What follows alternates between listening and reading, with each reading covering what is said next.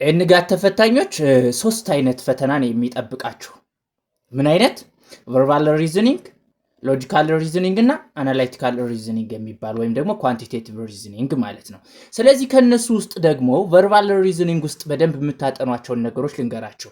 የመጀመሪያው አናሎጂ ነው። ሲኖኒም ሊሆን ይችላል፣ አንቶኒም ሊሆን ይችላል። ብዙ ነገሮች ናቸው አናሎጂ ላይ ያሉት። ሁለተኛው ደግሞ ኮንቴክስቹዋል ቮካብላሪ ነው። ሶስተኛው ሴንቴንስ ኮምፕሌሽን ወይም ደግሞ ሌላ ሰብስቲቲዩሽንም አለ ማለት ነው። ሴንቴንስ ኮምፕሌሽን ወይም ደግሞ ሰብስቲቲዩሽን የሚባል አለ። አራተኛው ኤረር አይደንቲፊኬሽን ወይም ደግሞ ከዚህ ጋርም ልጨምሩ ትችላላችሁ። ሴንቴንስ ኮምፕሌሽን፣ ሰብስቲቲዩሽን ወይም ደግሞ ኤረር አይደንቲፊኬሽን። ኤረር ያለው የትኛው ነው ልትባሉ ትችላላችሁ። ሌላኛው ደግሞ ሎጂካል ዲዳክሽን ወይ ደግሞ ሲሎጂዝም ተብሎ የሚጠራው ነው። የመጨረሻው ኮምፕሬሽን ኩዌስችን ወይም ደግሞ ሾርት ፓሴጅ ይኖረናል ማለት ነው። ሾርት ፓሴጅ። እነዚህ ቀላል የሚባሉ አይደሉም። በነገራችሁ ላይ ግራመር ፓርት መጥቶ በሎጂክ ተጨምሮበት ምናምን ነው። ኖርማሊም ደግሞ አንዳንዴ ሲምፕል የሆነ ግራመርም ሊያጋጥማችሁ ይችላል። ግን እንደዚያ ብላችሁ የምትጠብቁት አይደለም።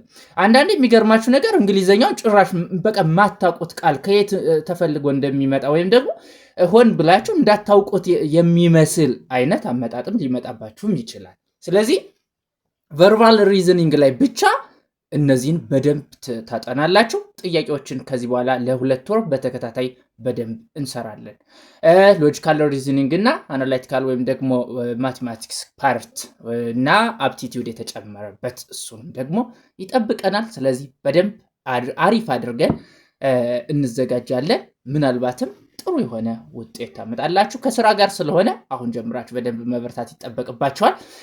በባለፈው ዓመት ወይም ደግሞ የካቲቱ ማለት ነው ያጋጠመኝ 5 ቀን ሲቀር 10 ቀን ሲቀር ምናምን አንድ ሳምንት ላይ በጣም ብዙ ሰው ይደውልልኝ ነበርና እባክህ አስተምረን ምናምን በዛች ሳምንት ውስጥ በአንድ ሳምንት እኔ እንደዛ አላደርግም ምናምን ነው ብዬ መለስኩኝ። በአንድ ሳምንት ውስጥ እኔ እንደዛ አስተምር አንደኛ የተሻለ ውጤት ላታመጡ፣ ሁለተኛ ደግሞ ለኔ ራሱ ስሜን ማጥፋት ነው የሚሆንባችሁና መልካም ስላልሆነ ካሁኑ ጀምራችሁ ነው በደንብ መብርታት የሚጠበቅባችሁ።